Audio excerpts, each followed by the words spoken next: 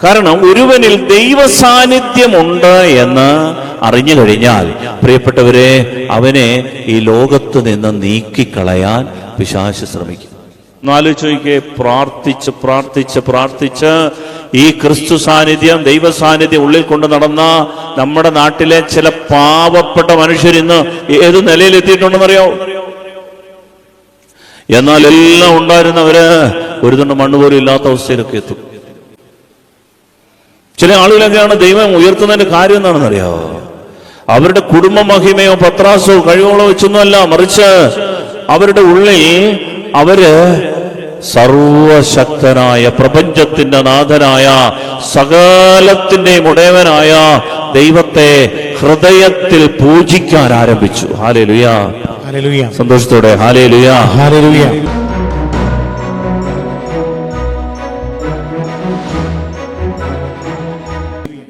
സ്നേഹമുള്ളവരെ, നമ്മുടെ ആത്മീയ ജീവിതത്തിലെ നമ്മളെ വളർത്തുന്ന ഒരു പ്രധാനപ്പെട്ട ചിന്ത, അടിസ്ഥാനപരമായ ഒരു വിചാരം നമുക്ക് മനസ്സിലാക്കിക്കൊണ്ട് ഇന്നത്തെ ആരാധനയിൽ അഭിഷേകം നമ്മൾ പ്രാപിക്കാം.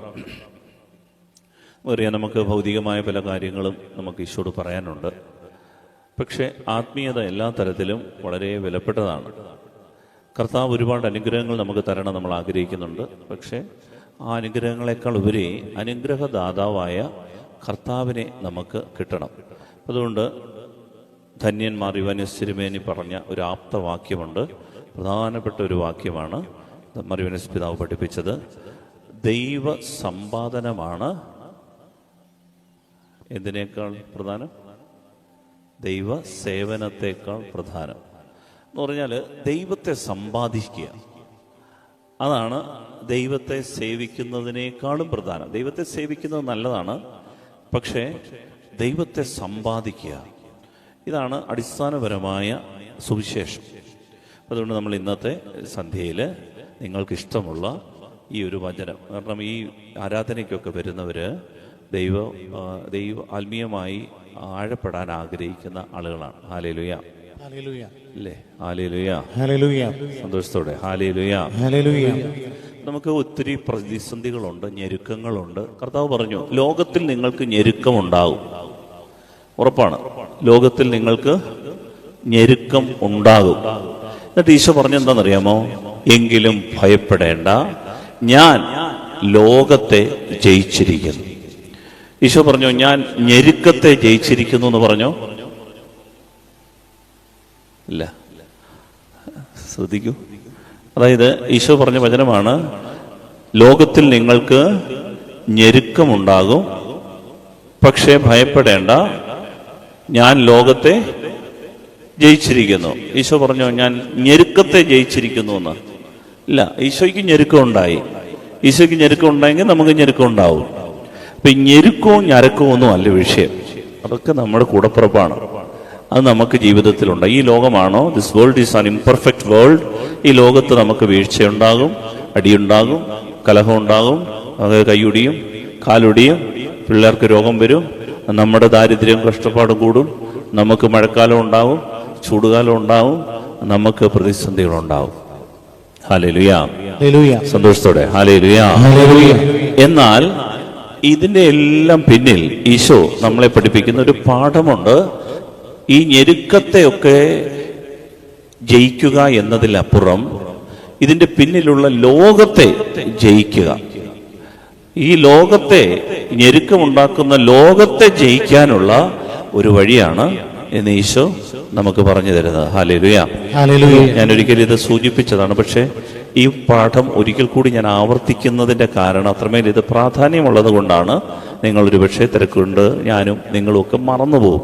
അതുകൊണ്ട് ഈ പാഠം നമ്മുടെ ഹൃദയത്തിൽ ആഴപ്പെട്ടാൽ ഈ ഭാരത്തെയൊക്കെ അതിജീവിക്കാനുള്ള കരുത്ത് നമുക്ക് കിട്ടും. അതുകൊണ്ടാണ് ഈ പാഠം നമ്മൾ പഠിക്കുന്നത്. കൊളോസ്യർക്ക് എഴുതിയ ലേഖനം 1-ാം അധ്യായം 26-27 വചനം. കൊളോസ്യർ 1:26-27 വചനം വായിക്കാം. യുഗങ്ങളുടെയും തലമുറകളുടെയും ആരംഭം മുതൽ മറച്ചുവെക്കപ്പെട്ടിരിക്കുന്ന ഈ രഹസ്യം ഇപ്പോൾ അവിടുന്ന് തന്റെ വിശുദ്ധർക്ക് വെളിപ്പെടുത്തിയിരിക്കുന്നു. ഈ രഹസ്യത്തിന്റെ മഹത്വം വിജാതീയരുടെ ഇടയിൽ എത്ര ശ്രേഷ്ഠമാണെന്ന് വിശുദ്ധർക്ക് വ്യക്തമാക്കി കൊടുക്കാൻ അവിടുന്ന് തീരുമാനിച്ചു. ഈ രഹസ്യമാകട്ടെ മഹത്വത്തെക്കുറിച്ചുള്ള പ്രത്യാശയായ ക്രിസ്തു നിങ്ങളിലുണ്ട് എന്നത് തന്നെ. Hallelujah, hallelujah, hallelujah. ഹല്ലേലൂയ. മഹത്വത്തെക്കുറിച്ചുള്ള പ്രത്യാശയായ ക്രിസ്തു നിങ്ങളിൽ ഉണ്ട്. എന്നെ വളരെ സ്വാധീനിച്ചൊരു വചനമാണിത്. അതായത് നമ്മളൊക്കെ ഇപ്പോൾ വിശുദ്ധ കുർബാന ഇവിടെ എഴുന്നള്ളിച്ചു വെച്ചു. ഈ എഴുന്നള്ളിച്ചു വെച്ച് ഈശോയെ നോക്കി നമ്മൾ പ്രാർത്ഥിക്കും. ഈശോയിൽ നിന്നൊരു ശക്തി കിട്ടാൻ നമ്മൾ ആഗ്രഹിക്കും. നല്ലതാണ്. പക്ഷേ ഈ പടി വിട്ടിറങ്ങി കഴിയുമ്പോൾ ഈ ശക്തി ചോർന്നു പോകും. നമുക്ക് ഈ ആലയത്തിനകത്ത് ഒരു പ്രത്യേക അനുഭൂതിയുണ്ട്.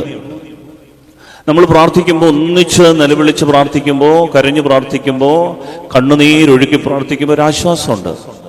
പക്ഷേ പുറമെയുള്ള ഈ ആരാധന അകത്തെ ആരാധനയാക്കണമെന്നാണ് സുവിശേഷം നമ്മളെ പഠിപ്പിക്കുന്നത്. Hallelujah, hallelujah. സന്തോഷത്തോടെ ഹല്ലേലൂയ.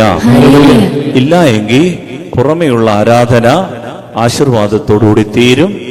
പള്ളിയുടെ വെളിയിൽ ഇറങ്ങിക്കഴിയുമ്പോൾ നമ്മൾ ഒരിക്കലും ഈ ശക്തി അനുഭവിക്കാൻ പറ്റാതെ പോകും. അതല്ല ദൈവം ആഗ്രഹിക്കുന്നത്. ആഗ്രഹിക്കുന്നവർ പറഞ്ഞേ ഹല്ലേലൂയ, സന്തോഷത്തോട് പറ ഹല്ലേലൂയ. ഈ ശക്തി ഉള്ളിൽ അനുഭവിക്കണമെന്നാണ് ദൈവം ആഗ്രഹിക്കുന്നത്. അതാണ് ഈ വചനം. യുഗങ്ങളുടെയും തലമുറകളുടെയും ആരംഭം മുതൽ മറച്ചുവെക്കപ്പെട്ടിരുന്ന ഒരു രഹസ്യം ഇപ്പോൾ അവിടുന്ന് തന്റെ വിശുദ്ധർക്ക് ഇതാ വെളിപ്പെടുത്താൻ പോകുന്നു. ദൈവം തന്റെ വിശുദ്ധർക്ക് നമ്മൾ വെളിപ്പെടുത്തി തരാൻ പോകുന്ന ഒരു രഹസ്യമാണ്.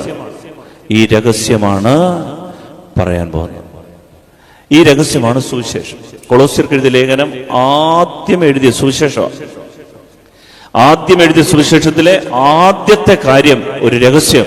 പൗലോസ്ലീഹ പറയാണ്, മക്കളെ ഈ രഹസ്യം നമ്മൾ അറിയണം. മക്കളെ ഈ രഹസ്യം, ഇതിന്റെ പൊരുള് നമുക്ക് പിടികിട്ടണം. ഇത് പിടികിട്ടിയാൽ നമുക്ക് പിന്നെ പുറത്തെ മനുഷ്യനെ എന്ന് പറയുന്നത്, നമുക്ക് രണ്ടു തരം മനുഷ്യരുണ്ട്. there is an outer man and there is an inner man. നമുക്കൊരു ബാഹ്യ മനുഷ്യനുമുണ്ട്, നമുക്കൊരു ആന്തരിക മനുഷ്യനുമുണ്ട്. ഈ ലോകമുണ്ടല്ലോ, ഈ ബാഹ്യ മനുഷ്യനെ ആണ് എപ്പോഴും നർച്ചർ ചെയ്യുന്നത്. എന്ന് പറഞ്ഞാൽ ഇങ്ങനെ ലാളിച്ചുകൊണ്ടിരിക്കുന്നത്. എന്ന് പറഞ്ഞാൽ നമ്മൾ ഇവിടെ പള്ളിയിൽ വരിക, ആത്മീയതയിൽ നമുക്ക് ഈ ഔട്ടർ മാൻ ഉണ്ട്. പള്ളി വരും, ആരാധന എങ്ങനെ ഉണ്ടായിരുന്നു, പാട്ട് എങ്ങനെ ഉണ്ടായിരുന്നു, നമ്മളെല്ലാവരും എത്ര പേര് വന്നു, എത്ര പേര് കൈമുത്തി, എത്ര പേര് കാണിക്കയിട്ടു, എത്ര പേര് അച്ഛൻ പറഞ്ഞത് ദിവസം വെള്ള ഉടുപ്പിട്ടുകൊണ്ട് വന്നു, എത്ര പേര് വിശുദ്ധ കുർബാന സ്വീകരിച്ചു, എത്ര പേര്. ഇതൊക്കെയാണ് ഔട്ടർ മാൻ.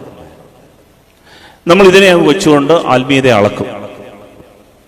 എന്നാൽ there is an inner man. ഒരു ആന്തരിക മനുഷ്യനുണ്ട്. ഈ ആന്തരിക മനുഷ്യനെ ശക്തിപ്പെടുത്തുക എന്നുള്ളതാണ് സുവിശേഷം. ഹല്ലേലൂയ, സന്തോഷത്തോടെ ഹല്ലേലൂയ, ഹല്ലേലൂയ. അതുകൊണ്ടാണ് നമ്മൾ പാടില്ലേ, യേശുവോടു ചേർന്നിരിപ്പതെത്ര മോദമേ, യേശുവിനായി ജീവിക്കുന്നതെത്ര ഭാഗ്യമേ, യേശുവോടു ചേർന്നിരിപ്പതെത്ര മോദമേ, യേശുവിനായി ജീവിക്കുന്നതെത്ര ഭാഗ്യമേ. ആശതന്നോട്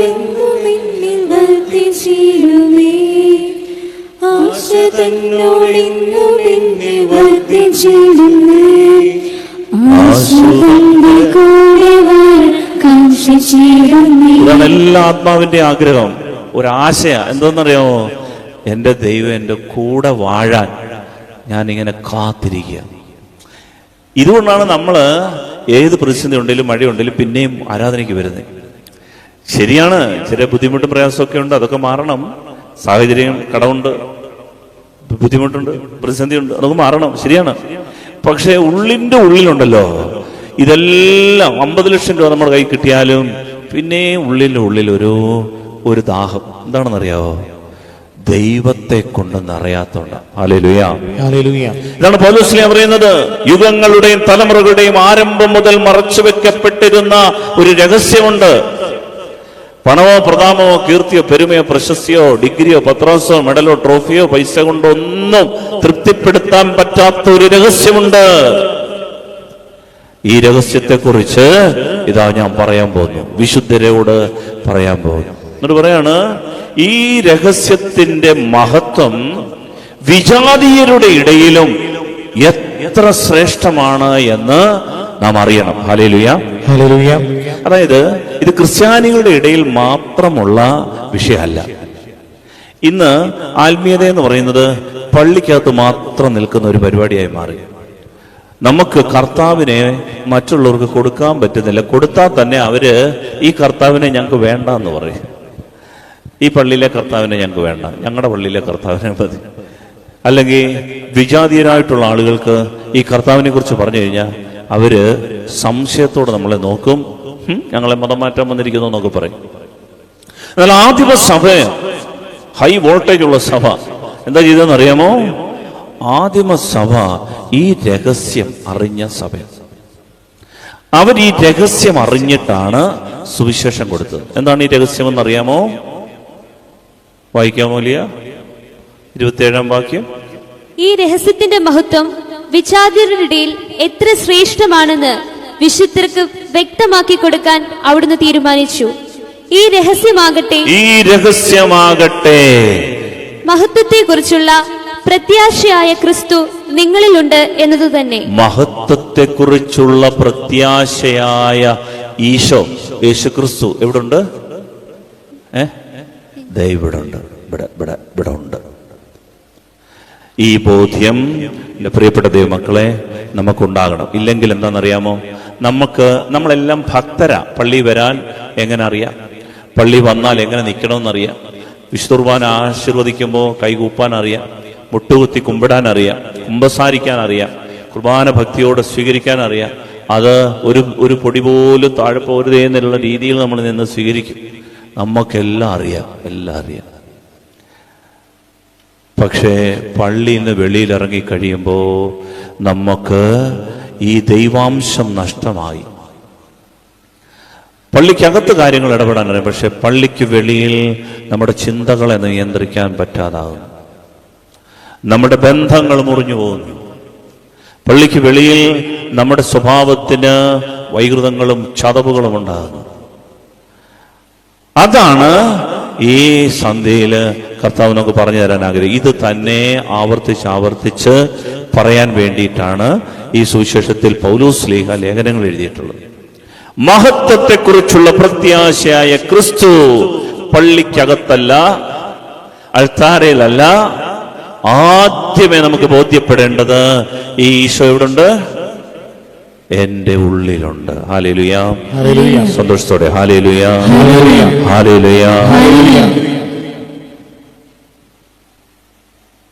മനസത്തിൻ മണിവാതിൽ, അതറിയത്തില്ലല്ലേ? നല്ലൊരു പാട്ടാണ്.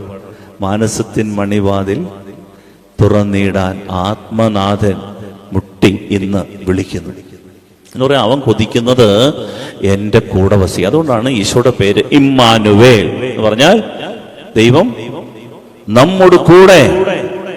The presence of God is with us.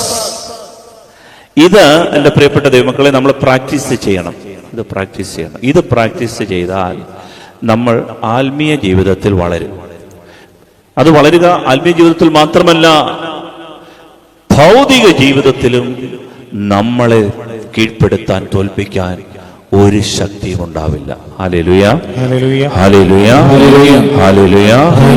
അതിനാൽ ഈ രഹസ്യത്തിന്റെ മഹത്വം വിശുദ്ധരുടെ ഇടയിലും വിജാതീയരുടെ ഇടയിലും ഇത് ശ്രേഷ്ഠമാണ്. ഇത് വിഷന്നുണ്ടല്ലോ, പിശാച് ഏറ്റവും കൂടുതൽ മറച്ചു കളയും. എന്ത്? ദൈവം നിന്റെ ഉള്ളിലുണ്ട് എന്ന സത്യം. ഈ സത്യം അറിഞ്ഞു കഴിഞ്ഞാൽ പിശാചിനറിയാം പിന്നീട് ഒരിക്കലും നമ്മളെ പിടിച്ചാൽ കിട്ടില്ല. പിശാച് എന്താ ചെയ്യുന്നതെന്ന് അറിയാമോ? നമ്മളിൽ നിന്ന് ഈ ആന്തരിക മനുഷ്യനിൽ, എന്റെ ആത്മീയ മനുഷ്യനിൽ എന്റെ ദൈവമുണ്ട് എന്ന ബോധ്യം എന്നിൽ നിന്ന് എടുത്തു കളയും.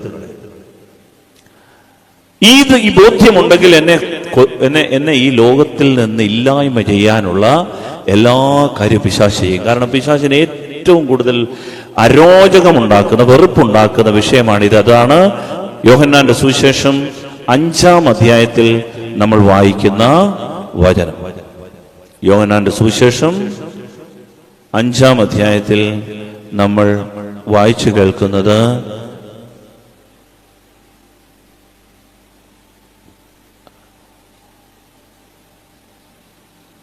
അതായത്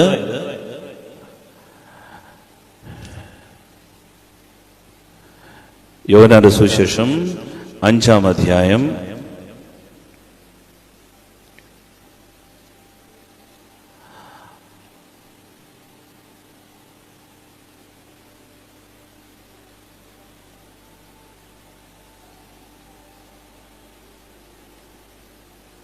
ബാക്കി ഞാൻ ഓർക്കുന്നില്ല, എങ്കിലും ഇത്രയേ ഉള്ളൂ. എൻ്റെ പൊരുൾ ഇതാണ്.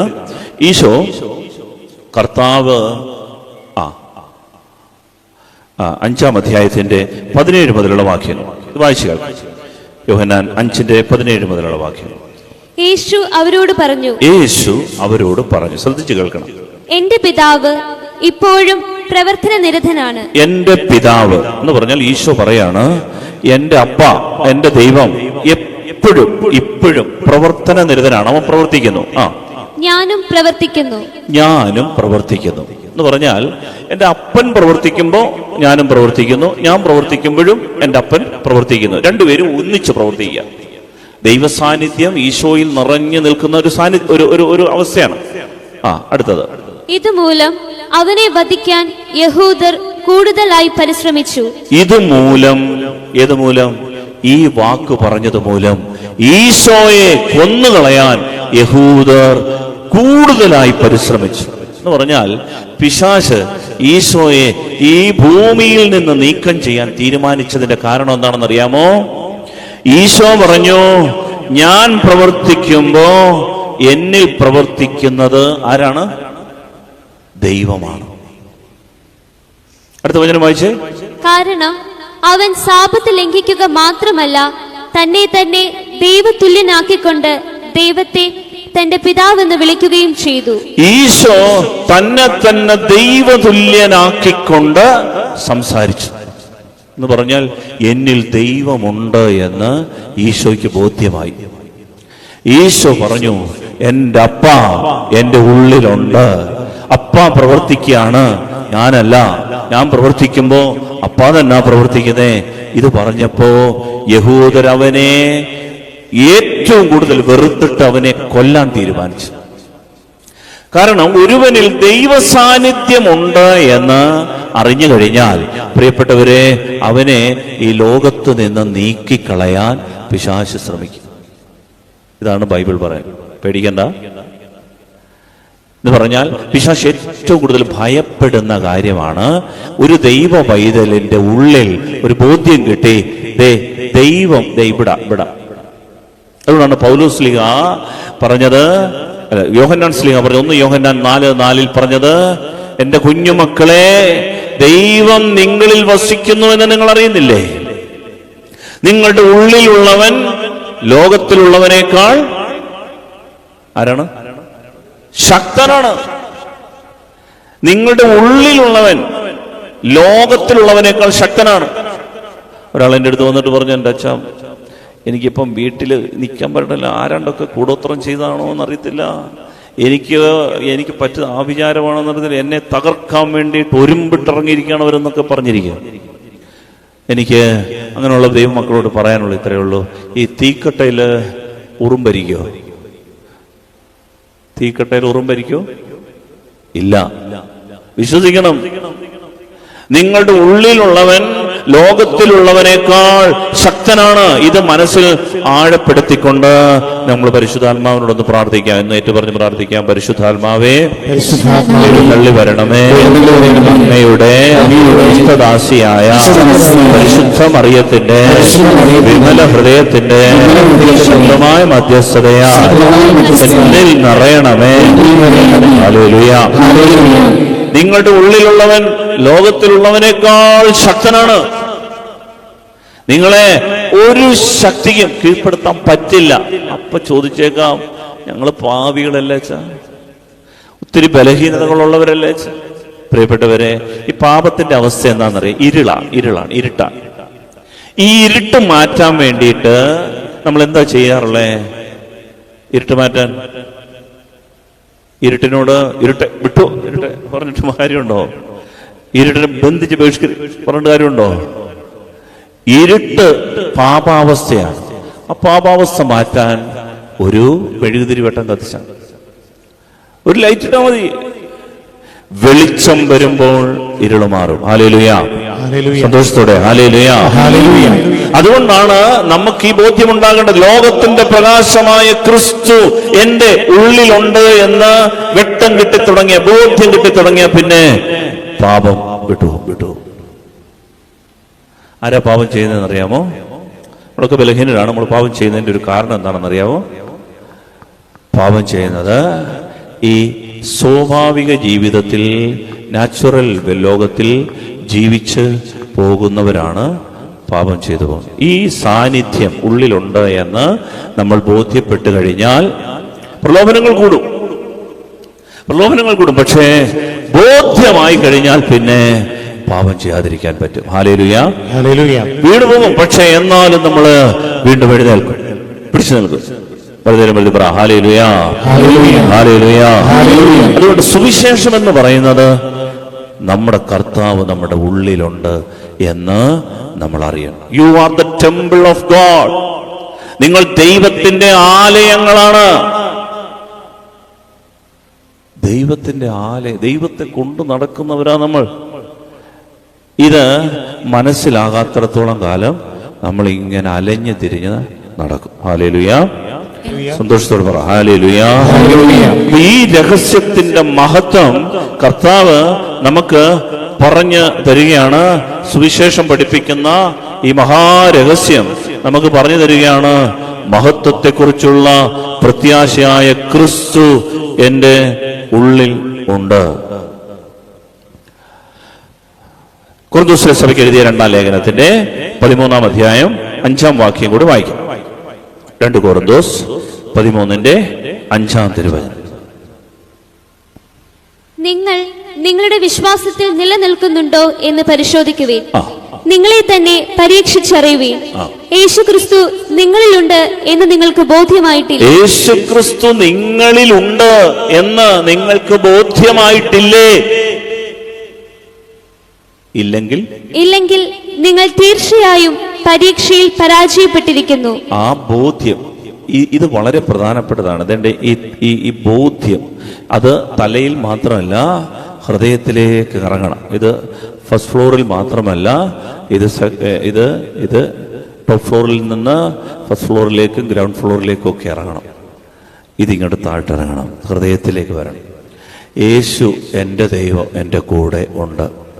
നമ്മുടെ പൂർവികര്, നമ്മുടെ മാതാപിതാക്കളെയൊക്കെ പിടിച്ചു നിർത്തിയത്, എനിക്കൊരു ദൈവമുണ്ട് എൻ്റെ കൂടെ, എൻ്റെ കർത്താവിൻ്റെ കൂടെ ഉണ്ടോ, ഈ ഒരു ബോധ്യമാണ് ഈ കാലഘട്ടത്തിൽ നഷ്ടപ്പെട്ടു.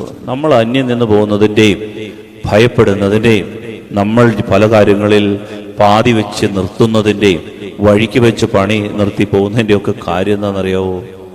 പ്രിയപ്പെട്ടവരെ, ഈ ബോധ്യം ആഴപ്പെടാത്തതുണ്ട്. നിങ്ങളോടൊരു രഹസ്യം പറയാം. ഇന്ന് കേരളത്തിൽ ഒരുപാട് ധ്യാന കേന്ദ്രങ്ങളുണ്ട്, പലതും പൂട്ടി. കാരണം ഈ ആത്മീയതയുടെ ഒരു വിഷയം എന്താണെന്നറിയാമോ? പുറത്തുള്ള ഈ ക്രിസ്തുവിനെ കാണിച്ചു കൊടുക്കുകയാണ്. പുറത്തുള്ള അടയാളങ്ങളും അത്ഭുതങ്ങളും, പുറത്തുള്ള കാര്യങ്ങളും, പുറത്തുള്ള ക്രമീകരണങ്ങളും, ആരാധനാ രീതികളും ശൈലികളും, പുറത്തുള്ള ആളുകളും സിദ്ധികളും ഒക്കെ കാണിച്ച് കുറെ കഴിഞ്ഞപ്പോൾ ഈ ആളുകളുടെ മനസ്സിൽ എന്നിട്ടും ഒരു വാക്വം ഫീൽ ചെയ്യാണ്, എന്നിട്ടും ഒരു ശൂന്യത. അതാണ് ഈ ധ്യാന കേന്ദ്രത്തിൽ നിന്ന് കാറ്റ് അവിടോട്ട് വീശുന്നു കാണുമ്പോൾ അങ്ങോട്ട് ഓടും, അവിടുന്ന് മറ്റൊരു കാറ്റ് അങ്ങോട്ട് വീശുന്നത് അങ്ങോട്ട് പോകും. ഇങ്ങനെ ഓടി നമ്മളിങ്ങനെ നടക്കുമ്പോ, എന്റെ പ്രിയപ്പെട്ടവരെ, ദൈവാത്മാവ് നമ്മളോട് പറഞ്ഞു തരുന്ന കാര്യം, മക്കളെ, കസ്തൂരിമാൻ കണക്കെയാണ് നീ. കസ്തൂരിമാന്റെ പ്രത്യേകത എന്താണെന്നറിയാമോ? കസ്തൂരിമാന് ഒരു മണം. കസ്തൂരിമാൻ ഈ മണം പിടിച്ചിങ്ങനെ നടക്കുകയാണ്, ഓടുക. കസ്തൂരിമാന്റെ മണം എവിടെ നിന്നാണ് വരുന്നത്? അതിൻ്റെ കൊമ്പുകൾക്കിടയിൽ നിന്നാണ് ഈ കസ്തൂരി മണം. നമ്മുടെ ഉള്ളിലാണ് ഈ വലിയ ശക്തി അടങ്ങിയിരിക്കുന്നത്. ആലോചിച്ച് നോക്കിയേ, പ്രാർത്ഥിച്ച് പ്രാർത്ഥിച്ച് പ്രാർത്ഥിച്ച് ഈ ക്രിസ്തു സാന്നിധ്യം, ദൈവ സാന്നിധ്യം ഉള്ളിൽ കൊണ്ട് നടന്ന നമ്മുടെ നാട്ടിലെ ചില പാവപ്പെട്ട മനുഷ്യർ ഇന്ന് ഏത് നിലയിലെത്തിയിട്ടുണ്ടെന്നറിയോ? എന്നാൽ എല്ലാം ഉണ്ടായിരുന്നവര് ഒരു തുണ്ട് മണ്ണ് പോലും ഇല്ലാത്ത അവസ്ഥയിലൊക്കെ എത്തും. ചില ആളുകളൊക്കെയാണ് ദൈവം ഉയർത്തുന്നതിന്റെ കാര്യം എന്താണെന്നറിയാവോ? അവരുടെ കുടുംബ മഹിമയോ പത്രാസോ കഴിവുകളോ വെച്ചൊന്നുമല്ല, മറിച്ച് അവരുടെ ഉള്ളിൽ അവര് സർവശക്തനായ, പ്രപഞ്ചത്തിന്റെ നാഥനായ, സകലത്തിന്റെയും ഉടയവനായ ദൈവത്തെ ഹൃദയത്തിൽ പൂജിക്കാൻ ആരംഭിച്ചു. ഹല്ലേലൂയ, സന്തോഷത്തോടെ ഹല്ലേലൂയ. ഇല്ലെങ്കിൽ നമ്മൾ എപ്പോഴും ഒരു റിലേറ്റഡ് സ്പിരിച്വാലിറ്റിയിലാവും. എന്ന് പറഞ്ഞാൽ നമ്മൾ ആപേക്ഷികമായ ഒരു സ്പിരിച്വാലിറ്റി. ആ അച്ഛന് പ്രാർത്ഥിക്കുന്ന അച്ഛനാണോ, ആ അച്ഛന്റെ കാലത്ത് കുറച്ച് സ്പിരിച്വാലിറ്റി. ആ അച്ഛൻ പോയി കഴിഞ്ഞപ്പോ വേറൊരു അച്ഛൻ വന്നു. ആ അച്ഛന് ഇവിടെ എന്താണ് വേറൊരു സ്പിരിച്വൽ ലൈഫാണ്. എന്ന് പറഞ്ഞാൽ അച്ഛന് പ്രകൃതിയോടൊക്കെ ഇഴുകിച്ചേർന്ന ഒരു ജീവിതം, ചെടിയൊക്കെ വളർത്തുക, മരങ്ങളൊക്കെ വളർത്തുക. അപ്പോൾ ആളുകളെല്ലാം കൂടെ കുറച്ച് നാള് നമുക്ക് ഇനിയും കുറെ കർഷകരായി മാറാം. വേറൊരച്ഛൻ വരുമ്പോഴത്തേന് അച്ഛന് ഇതിനോടൊന്നും താല്പര്യമില്ല. അച്ഛന് വായനകൾ മാത്രമാണ്, പുസ്തകങ്ങൾ. അപ്പോൾ കുറേ പള്ളിയിൽ കുറേ അറിവ് കിട്ടിയ പ്രഗത്ഭരായ പ്രസംഗകരായി മാറും. എന്ന് പറഞ്ഞാൽ പ്രിയപ്പെട്ടവരെ, നമ്മളുടെ സ്പിരിച്വാലിറ്റി ആപേക്ഷികമാകും, റിലേറ്റീവാകും. മറിച്ച് നമ്മുടെ ഉള്ളിൽ ഈ ക്രിസ്തു സാന്നിധ്യം നമ്മൾ തന്നെ പ്രാക്ടീസ് ചെയ്താൽ, ഇതാണ് സുവിശേഷം. അതുകൊണ്ടാണ് പത്രോസ് 1 പത്രോസ് 4 അധ്യായത്തിന്റെ 1 പത്രോസ് 3 അധ്യായം, പത്രോസിന്റെ 1 ലേഖനം 3 അധ്യായത്തിന്റെ 15 വാക്യം. ക്രിസ്തുവിനെ കർത്താവായി നിങ്ങളുടെ ഹൃദയത്തിൽ പൂജിക്കുവിൻ. ക്രിസ്തുവിനെ കർത്താവായി എവിടെ പൂജിക്കണം? ഹൃദയത്തിൽ. ഈ ഒരു ബോധം ആഴപ്പെടാനായിട്ട് നമ്മൾ പ്രാർത്ഥിക്കണം. ഹല്ലേലൂയ. നമ്മൾ ഒത്തിരി പ്രവർത്തിക്കുന്നവരാണ്, ഒത്തിരി ചാരിറ്റി ചെയ്യുന്നവരാണ്, ഓടി നടന്ന് ഒത്തിരി നന്മ ചെയ്യുന്നവരാണ്, ഒത്തിരി ആശയങ്ങൾ നമുക്കുണ്ട്, നല്ലതാണ്. പക്ഷേ നമ്മൾ പാപത്തിൽ വീണുപോകും. അതിനെക്കുറിച്ച് പറയുന്നത് ഇങ്ങനെയാണ്: falling into sin is the byproduct of your natural life. Falling into sin is the byproduct of your natural life. എന്ന് പറഞ്ഞാൽ പ്രകൃതിദത്തമായ ഒരു സ്വാഭാവിക ജീവിതം നമുക്കുണ്ട്. എല്ലാവരെയും പോലൊരു ജീവിതം നയിക്കുന്നവരാണെങ്കിൽ പ്രിയപ്പെട്ടവരെ, നമ്മൾ പാപത്തിൽ വീണുപോകും. എന്നാൽ നമുക്കൊരു സൂപ്പർ നാച്ചുറൽ ലൈഫ് ഉണ്ട്. ക്രിസ്തീയ ജീവിതം എന്ന് പറയുന്നത് 3 സൂപ്പർ നാച്ചുറൽ രഹസ്യങ്ങളിൽ അടിയുറച്ചതാണ്. മറക്കരുത്. ക്രിസ്തീയ ജീവിതം എന്ന് പറയുന്നത് അതിസ്വാഭാവികമായ 3 രഹസ്യങ്ങളെ കൊണ്ട് നിറഞ്ഞതാണ്. 1, യേശു ക്രിസ്തുവിന്റെ ജനനം. അതീന്ദ്രിയമായ അതിസ്വാഭാവികമായ ഒരു ജീവിതമാണ്. അത് സ്വാഭാവികമായ ജീവിതമല്ല. പരിശുദ്ധാത്മാവ് കന്യകയുടെ ചെവിയിലൂടെ അവളുടെ ഉദരത്തിൽ പ്രവേശിച്ചു. വചനം കേട്ട് അവൾ പരിശുദ്ധാത്മാവിൽ നിറഞ്ഞ് ഗർഭിണിയായി. അതാണ് അതിസ്വാഭാവികമായ 1ാമത്തെ രഹസ്യം. 2, യേശു ക്രിസ്തുവിന്റെ ഉത്ഥാനം. ഇതുവരെ ഒരു മനുഷ്യനും മരണത്തിൽ നിന്ന് ജീവനിലേക്ക് വന്നിട്ടില്ല, ജീവിതത്തിലേക്ക് വന്നിട്ടുണ്ട്. ലാസറും നയീമിന്റെ വിധവയുടെ മകനുമൊക്കെ അങ്ങനെ വന്നിട്ടുള്ളവരാ. പക്ഷേ യേശു ക്രിസ്തുവിന്റെ ഉത്ഥാന ശരീരം പോലെ, ഉദ്ധിത ശരീരം പോലെ ആരും ഇതുവരെ വന്നിട്ടില്ല. അതാണ് 2ാമത്തെ അതിസ്വാഭാവികമായ രഹസ്യം, ക്രിസ്തീയ സമൂഹത്തിന്റെ ഉത്ഥാനം, ഉയർപ്പ്. ഇങ്ങനൊരവസ്ഥയുണ്ട്. 3, യേശു ക്രിസ്തുവിന്റെ 2ാം വരവ്. മേഘങ്ങളിൽ അവൻ പ്രത്യക്ഷനാവും. ഇത് അതിസ്വാഭാവികമായ മറ്റൊരു ജീവിതമാണ്. പ്രിയപ്പെട്ടവരെ, ഈ സൂപ്പർ നാച്ചുറൽ രഹസ്യങ്ങളാണ് നമ്മളെ ഉയർത്തുന്നത്. ഈ കൃപയുടെ യുഗത്തിൽ, പുതിയ നിയമത്തിൽ, യേശുക്രിസ്തുവിന്റെ വരവിന് ശേഷം നമുക്ക് ജീവിക്കേണ്ടത് അതീന്ദ്രിയമായ അതിസ്വാഭാവികമായ ശക്തി കൊണ്ടാണ്. ആദിമസഭയിൽ അതുകൊണ്ടാണ് ആളുകളെ തൊട്ടപ്പോ അവരിൽ നിന്ന് ശക്തി പുറപ്പെട്ട് അനേകർ സൗഖ്യപ്പെട്ടു, വിടുതൽ നേടി. നമ്മൾ സ്വാഭാവികമായി ജീവിച്ച് അന്യം നിന്ന് പോകുന്നതിന്റെ കാര്യം അതാ. സ്വാഭാവികമായിട്ട് ജീവിച്ചാൽ വഴുക്കലുള്ള വരമ്പത്തൂടെ നടന്നാൽ തെന്നി വീഴും. എന്നാൽ ക്രിസ്തീയ ജീവിതം എന്ന് പറയുന്നത് അതിസ്വാഭാവികമായ ദൈവീക ജീവന്റെ ശക്തിയുടെ ജീവിതം. അതുകൊണ്ടാണ് ഈ പ്രപഞ്ചത്തിന്റെ നാഥനായ ക്രിസ്തു എവിടെയുണ്ട്? നിങ്ങളുടെ ഉള്ളിലുണ്ട്. നമ്മളെ നോക്കി ദൈവം പറയുന്നത് എന്താണെന്ന് അറിയാമോ? യെശയ്യായുടെ പുസ്തകം 8-ാം അധ്യായം 18-ാം തിരുവചനത്തിൽ പറയും, നമ്മളുടെ കുടുംബം തന്നെ അത്ഭുതവും അടയാളവുമായി മാറണം. ഇതാണ് ദൈവം ആഗ്രഹിക്കുന്നത്. യെശയ്യായുടെ പുസ്തകം 8-ന്റെ-18-ാം വാക്യം വായിക്കാമോ? ഞാനും കർത്താവ് എനിക്ക് നൽകിയ സന്താനങ്ങളും എന്ന് പറഞ്ഞാൽ ഞാനും എന്റെ വീടും. സിയോൻ പർവ്വതത്തിൽ വസിക്കുന്ന സൈന്യങ്ങളുടെ കർത്താവിൽ നിന്നുള്ള ഇസ്രായേലിലെ അടയാളങ്ങളും അത്ഭുതങ്ങളുമായി, ഇസ്രായേലിന്റെ അടയാളങ്ങളും അത്ഭുതങ്ങളുമായി ഞാനും എന്റെ കുടുംബവും മാറും. കാരണം എന്താണെന്നറിയാമോ? സിയോനിൽ വസിക്കുന്ന ദൈവം എന്റെ ഇടയിൽ എന്റെ കൂടെ വസിക്കുന്നു. എന്റെ ദൈവം എന്റെ കൂടെ വസിച്ച ഞാനൊരു മിറക്കിളായി മാറും, ഒരു അത്ഭുതമായി മാറും. ഞാൻ അത്ഭുതം തിരഞ്ഞ് അങ്ങനെ പല സ്ഥലങ്ങളിൽ പോകണ്ട, കാലുപുള്ളി നടക്കണ്ട. ഞാൻ തന്നെ ഒരു അത്ഭുതമായി മാറും. ദൈവം ഇവിടെ ഉണ്ട് എന്ന് കുഞ്ഞുങ്ങളെ പരിശീലിപ്പിച്ചു. എന്തുകൊണ്ട് നമ്മുടെ കുഞ്ഞുങ്ങള് +2 വരെ ധൂപക്കുറ്റിയൊക്കെ എടുത്ത് മെഴുതിരിയൊക്കെ പിടിച്ച് പർവാസമൊക്കെ ആട്ടി കണ്ടു കഴിഞ്ഞാൽ മാലാക കുഞ്ഞ് കണക്കെ ഉപ്പായൊക്കെ ഇട്ടുകൊണ്ട് അവൻ ഇങ്ങനെ കുർബാനയ്ക്ക് കൂടും. അത് കഴിഞ്ഞ് ഡിഗ്രിക്ക് അവൻ പോകും, ഒരു സ്റ്റഡി ക്ലാസ് കേൾക്കും. ആ സ്റ്റഡി ക്ലാസ് കേട്ടതോടുകൂടി പിന്നെ അവന് ദൈവമില്ല, പിന്നെ അവന് നിരീശ്വരവാദി, പിന്നെ അവൻ യുക്തിവാദി. അവന് പിന്നെ പള്ളിയിൽ പ്രസംഗം എല്ലാം കഴിഞ്ഞിട്ട് വന്നു കുമ്പസാരിക്കുകയല്ല, കുർബാന ശരിക്കുക, അവന് വിശ്വാസം. എന്തേ നമ്മുടെ പെൺകുഞ്ഞുങ്ങൾ 10ാം ക്ലാസ് +2 ഒക്കെ കഴിഞ്ഞ് സൺഡേ സ്കൂളൊക്കെ പഠിപ്പിച്ചുകൊണ്ടിരുന്നിട്ട് ആ 2 കണ്ണും കാലും കാണിച്ചപ്പോഴേ ഇട്ടേച്ച് സഭയും വേണ്ട പള്ളിയും വേണ്ടെന്ന് കരുതി ആരുടെ കൂടെ പോകുന്നത്? പ്രിയപ്പെട്ടവര്, ഇത് കിട്ടുന്നില്ല, ബാക്കിയെല്ലാം ഉണ്ട്. ഇതിനാണ് ഈശോ വന്നത്. മഹത്വത്തിന്റെ പ്രത്യാശയായ ക്രിസ്തു കുഞ്ഞ് നിന്റെ ഉള്ളിൽ ഉണ്ട്. മഹത്വത്തിന്റെ പ്രത്യാശയായ ക്രിസ്തു നിന്റെ ഉള്ളിൽ ഉണ്ട്. ഈ ബോധ്യം ജനിക്കാതെ പോകുന്നിടത്തോളം കാലം നമ്മൾ അന്യം നിന്നു പോകും. പ്രിയപ്പെട്ടവരെ, നമ്മൾ പുറമേ ഒരു ദൈവത്തെ ആരാധിച്ച് അങ്ങോട്ട് നിൽക്കണം, ഇങ്ങോട്ട് നിൽക്കണം, അത് എല്ലാം വേണം.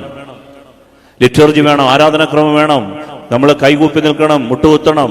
അതിന്റെ ക്രിയകള്, അതിന്റെ അനുഷ്ഠാനങ്ങള്, അനുഷ്ഠാന വിധികള്, സജ്ജീകരണമായ വലിയ മാളിക മുറി എല്ലാം നമുക്ക് വേണം. പക്ഷേ കിട്ടേണ്ട അടിസ്ഥാനപരമായ രഹസ്യം ഇതാണ്: ഈ ദൈവം എന്റെ ഉള്ളിൽ ഉണ്ട്. You are the temple of God. അങ്ങനെയെങ്കിൽ ഈ ദൈവം എന്നിൽ പ്രവർത്തിക്കുക. ആരാണ് ഈ ദൈവം എന്നറിയാമോ? യെശയ്യായുടെ വെളിപാടിന്റെ പുസ്തകം 1-ാം അധ്യായം 5-ാം വാക്യത്തിലുണ്ട്. വെളിപാട് 1:5 വായിക്കാമോ? ആരാണ് ഈ ദൈവം?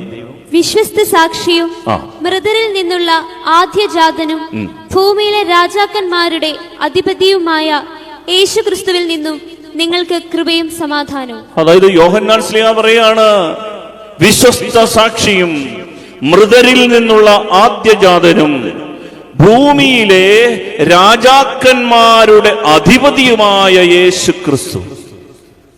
ആരാണ് യേശു? ഭൂമിയിലെ സകല പ്രധാനമന്ത്രിമാരെക്കാളും രാജാക്കന്മാരെക്കാളും മുൻപന്തിയിൽ നിൽക്കുന്ന മുന്തിയ എന്റെ കർത്താവ്. അവൻ എവിടുണ്ട്? എന്റെ ഉള്ളിലുണ്ട്. അങ്ങനെയെങ്കിൽ അവൻ പോയി നമ്മളിങ്ങനെ പോയി എരന്ന് ജീവിക്കേണ്ടവരാണോ? മറ്റുള്ളവരുടെ കൈ നീട്ടേണ്ടവരാണോ? പ്രിയപ്പെട്ടവരെ, ഈ ഒരു കൃപ കിട്ടാൻ വേണ്ടി പ്രാർത്ഥിക്കണം. മരിക്കുന്നതിന് മുൻപ് ഈ ദൈവത്തെ ഇവിടെ അനുഭവിക്കാൻ നമുക്ക് സാധിക്കും. ഇതാണ് നമ്മൾ മനസ്സിലാക്കേണ്ട അടിസ്ഥാന സത്യം. 82-ാം സങ്കീർത്തനത്തിൽ നമ്മളെക്കുറിച്ച് ദൈവത്തിന്റെ വചനം എന്താ പറയുന്നത് അറിയാമോ? 82-ാം സങ്കീർത്തനത്തിന്റെ അതിന്റെ 6-ാം വാക്യം. ഭൂമിയുടെ അടിസ്ഥാനങ്ങൾ ഇളകിയിരിക്കുന്നു. ഞാൻ പറയുന്നു, നിങ്ങൾ ദൈവങ്ങളാണ്, നിങ്ങൾ എല്ലാവരും അത്യുന്നതന്റെ മക്കളാണ്. ദൈവം പറയാണ്.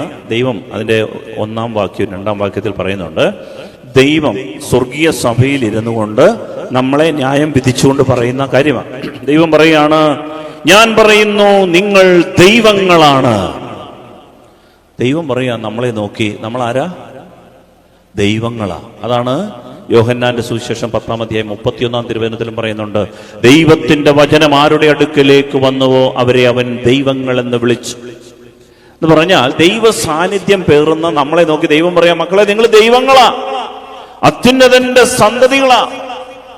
പക്ഷെ സങ്കടം എന്താണെന്നറിയാം, അടുത്ത വചനത്തിൽ ദൈവം സങ്കടപ്പെടുന്നത് എങ്കിലും, 7-ാം വാക്യം, എങ്കിലും നിങ്ങൾ മനുഷ്യരെ പോലെ മരിക്കും. നമ്മളുടെ ഗതി ഇതാ, എങ്കിലും നമ്മൾ മനുഷ്യരെ പോലെ മരിക്കാനാ വിധി.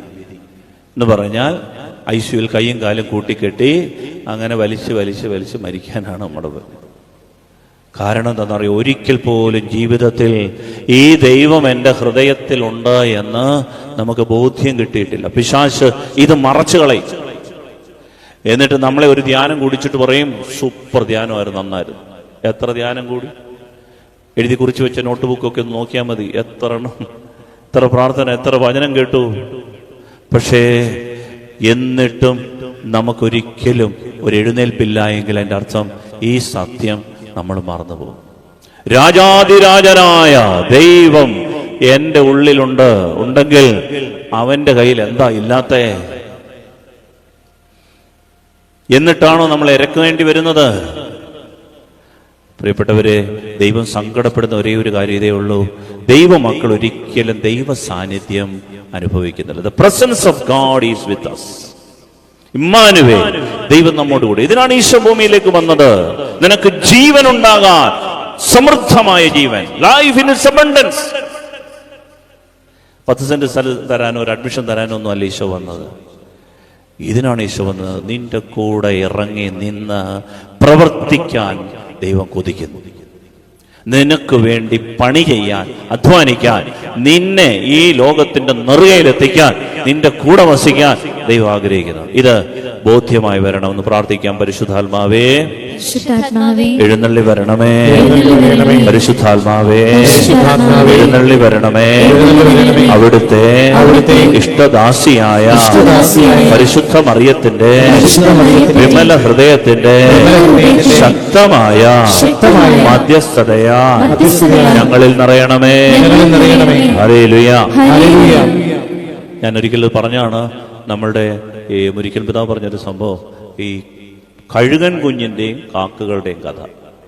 കഴുകൻ കുഞ്ഞ് വന്ന് ഇങ്ങനെ ഓലയിൽ ഇരുന്നപ്പോൾ കാക്കകളെല്ലാം കൂടി ഇട്ട് ഞോണ്ടാൻ തുടങ്ങി. അപ്പോൾ ദേഷ്യപ്പെട്ട് ഒരാൾ കല്ലെടുത്തെറിഞ്ഞ് കാക്കകളെ ഓടിക്കുക. കാരണം നല്ലൊരു കഴുകൻ കുഞ്ഞിനെ കാക്കകളിട്ട് ഞോണ്ടുക. അപ്പോൾ മറ്റൊരാൾ പറഞ്ഞു, എറിയണ്ട, അത് കഴുകന്റെ പ്രശ്നമാണ്. കഴുകന്റെ പ്രശ്നമാണ് ഈ ഞോണ്ട് കിട്ടാൻ കാര്യം. കാരണം കഴുകൻ പറക്കേണ്ടത് എവിടെയാ? ആകാശങ്ങളുടെ അറ്റങ്ങളിൽ, മേഘങ്ങൾക്കിടയിൽ കൂട് കെട്ടേണ്ട കഴുകൻ താഴെ ഈ തെങ്ങോലെ വന്നിരുന്നുകൊണ്ടല്ലേ ഞോണ്ട് കിട്ടുന്നേ. ഇതുപോലെ ക്രിസ്ത്യാനി. പ്രിയപ്പെട്ടവരെ, നമ്മൾ ദൈവത്തെ വഹിക്കേണ്ടവരാ.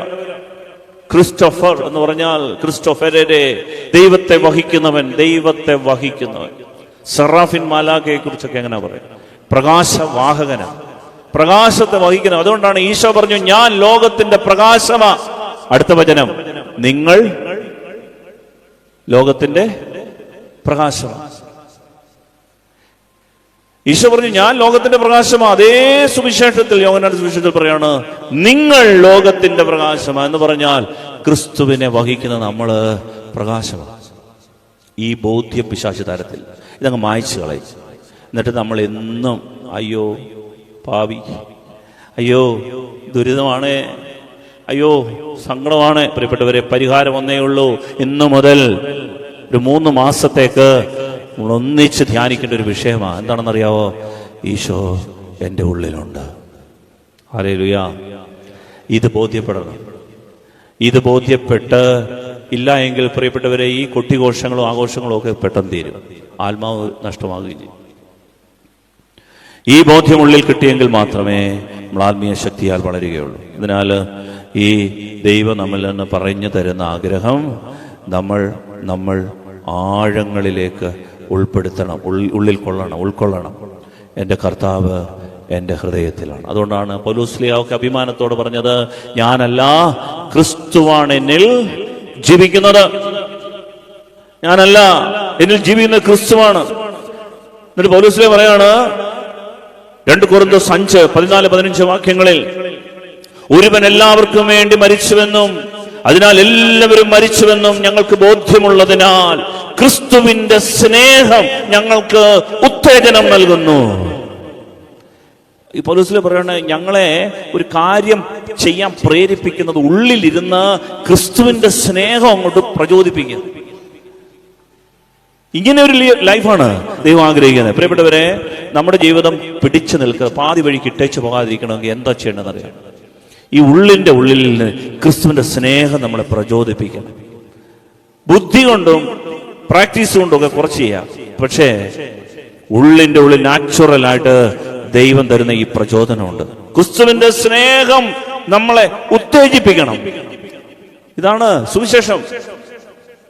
ഇത് പുറമെ ആരെങ്കിലും തരുന്നതല്ല. ഉള്ളിൽ നിന്നൊരുവന് എന്ന് ഇത് കണ്ടെത്താൻ പറ്റുന്നു, അന്ന് മാത്രമേ അവന് ജീവിതം വിജയിപ്പിക്കാൻ പറ്റൂ. വീണ്ടും കൊളോസ്യർക്കെഴുതിയ ലേഖനം 1:29 പൗലോസ് പറയാണ്, ഈ ലക്ഷ്യം പ്രാപിക്കുന്നതിന് വേണ്ടി അത്രേ. എന്ത് ഈ ലക്ഷ്യം എന്ന് പറഞ്ഞാൽ ഈ സുവിശേഷം, ഞാൻ ഈ പറഞ്ഞ ഈ സുവിശേഷം, ക്രിസ്തു നിങ്ങളിൽ ഉണ്ട് എന്ന രഹസ്യം എല്ലാവരോടും പറയുക. എല്ലാ മതങ്ങളും അംഗീകരിക്കുന്ന കാര്യം അതാണ്. എല്ലാവരും ആഗ്രഹിക്കുന്ന ഒരു കാര്യം. നമുക്കറിയാം, ഹൈന്ദവ സഹോദരങ്ങൾ മല കയറുമ്പോൾ അവർ പാടുന്നത് എന്താണെന്നറിയാമോ? സ്വാമി തിന്തകത്തു അയ്യപ്പ തിന്തകത്തു. എന്താ അതിന്റെ അർത്ഥം? സ്വാമി നിന്റെ അകത്ത, അയ്യപ്പൻ നിന്റെ അകത്ത. അത് പറഞ്ഞാണ് തിന്തകത്വമായി എന്ന് പറഞ്ഞാൽ അവരുടെ പോലും ചിന്തയിൽ ഈ ദൈവം ഉള്ളിലാണ് എന്നൊരു ബോധ്യം. എല്ലാം മനുഷ്യനെ സ്വാധീനിക്കുന്ന സുവിശേഷം ഇതാണ്. ക്രിസ്തു നിങ്ങളുടെ ഉള്ളിലാണ്. എല്ലാവരിലും ക്രിസ്തു ഉണ്ട്. ഈ ക്രിസ്തു ബോധം പുറത്തെത്തിക്കുന്നതാണ് പ്രിയപ്പെട്ട നമ്മുടെ വിജയം. പുറമേ അല്ല, എൻ്റെ ഉള്ളിൽ ഈ ക്രിസ്തു ഉണ്ട്. അതുകൊണ്ടാണ് പൗലോസ് പറഞ്ഞ കൊളോസ്യർ 1:29 ഈ ലക്ഷ്യം പ്രാപിക്കുന്നതിന് വേണ്ടി അത്രേ അവൻ എന്നിൽ ശക്തിയായി ഉണർത്തുന്ന ശക്തി കൊണ്ട് ഞാൻ കഠിനമായി അധ്വാനിക്കുന്നത്. പൗലോസ് പറയാണ്, പൗലോസ് ഈ സുവിശേഷം കൊടുക്കുന്നത്, ഈ ജീവിക്കുന്നത്, ഇങ്ങനെ സാക്ഷ്യമാകുന്നത്, അനേക സഭകൾ സ്ഥാപിക്കുന്നതിന്റെ കാരണം എന്താണെന്നറിയാമോ? യേശു ക്രിസ്തു ഉള്ളിലിരുന്ന് ഒരു ശക്തമായി ഒരു ശക്തി ഉണർത്തി കൊടുക്കുക. ഇതാണ് കുടുംബജീവിതത്തിലും, ഇതാണ് സഭാജീവിതത്തിലും, വ്യക്തി ജീവിതത്തിലും വിജയം വരിക്കാനുള്ള ഏക വഴി. ക്രിസ്തു മാർഗമെന്ന് പറയുന്നത് ഉള്ളിൽ ക്രിസ്തു ഉണ്ട്. ഹല്ലേലൂയാ. സ്വരമെഴുതി പറ, ഹല്ലേലൂയാ, ഹല്ലേലൂയാ.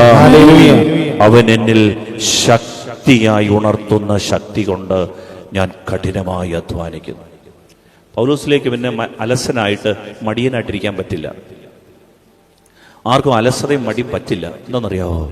ശക്തമായിട്ട് ദൈവം ഉണർത്തുന്ന ഒരു ശക്തി ഉള്ളിൽ നിന്ന് വരും. അപ്പോൾ പിന്നെ നമുക്ക് പരാതിയില്ല, പഴിപറച്ചിലില്ല, പേപറച്ചിലില്ല, കുറ്റപ്പെടുത്തലുകളില്ല. ദൈവം ഉണർത്തുന്ന ശക്തിയോട് ജീവിക്കും. നമുക്ക് വിജയം വരിക്കാൻ പറ്റും. ശ്രേഷ്ഠമായൊരു ജീവിതം ഈ ലോകത്ത് കാഴ്ചവെക്കാൻ പറ്റും. അതുകൊണ്ട് ഉള്ളിലെ ഈ ശക്തിയെ നമ്മൾ ഏറ്റെടുത്ത് പ്രാർത്ഥിക്കണം. മഹത്വത്തിന് എന്നേറ്റ് പറയാം, മഹത്വത്തിന്റെ പ്രത്യാശയായ ക്രിസ്തു എന്റെ ഉള്ളിലുണ്ട്. മഹത്വത്തിന്റെ പ്രത്യാശയായ ക്രിസ്തു എന്റെ ഉള്ളിലുണ്ട്. മഹത്വത്തിന്റെ പ്രത്യാശയായ ക്രിസ്തു എന്റെ ഉള്ളിലുണ്ട്.